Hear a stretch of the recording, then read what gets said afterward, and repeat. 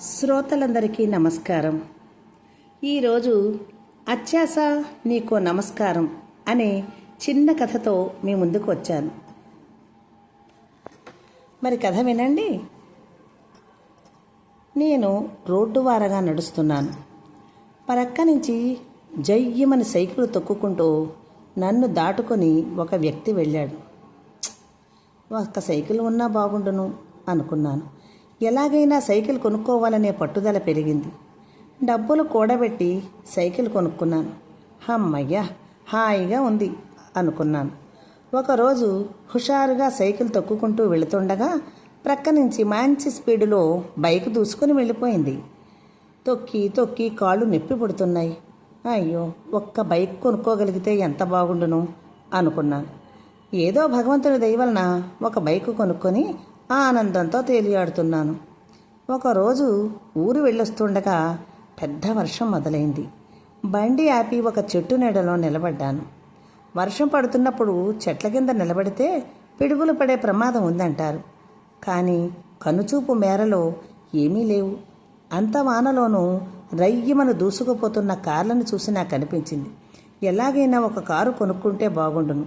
ఎండావానల బాధ లేకుండా హాయిగా గమ్యం చేరుకోవచ్చు అనుకున్నాను.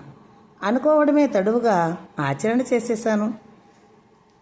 బ్యాంకులో లోను తీసుకొని కారు కొనేశాను. హాయిగా కారులో షికారులు చేస్తున్నాను. నేను కారులో ఒకరోజు వెళుతుండగా పైన ఏదో శబ్దం వినిపించింది. పైకి చూశాను.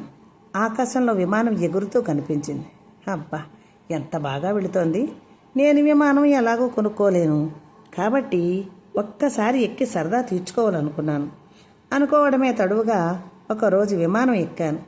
విమాన ప్రయాణం నాకెంతో ఆనందాన్ని ఇచ్చింది. కిందకు చూశాను. అన్నీ చిన్న చిన్న నలకల్లా కనిపిస్తున్నాయి. ఈలోపు విమానం పెద్ద కుదుపులకు గురి అయింది. అంతే గాల్లో మంటలు చెలరేగాయి. అమ్మా అంటూ గట్టిగా అరిచి మంచం మీద నుంచి కింద పడిపోయాను. ఈ లోపున మా అమ్మ వచ్చి, ఒరేయ్ గాడిద, బారెడు పొద్దెక్కింది లే అంటూ నా వీపు మీద ఒక్క చరుపు చరిచింది. వచ్చిన కల నుంచి తేరుకోకుండానే మా అమ్మ చీవట్లకి లేచి గబగబగా తయారయ్యి కాలేజీకి నడిచి వెళ్ళాను. అది నిజం కానందుకు చాలా సంతోషపడుతూ ఇప్పటికీ ఆ కల మర్చిపోలేదంటే నమ్మండి. కథ సమాప్తం. మీకు ఈ కథ నచ్చితే లైక్ చేయండి, కామెంట్ చేయండి, షేర్ చేయండి.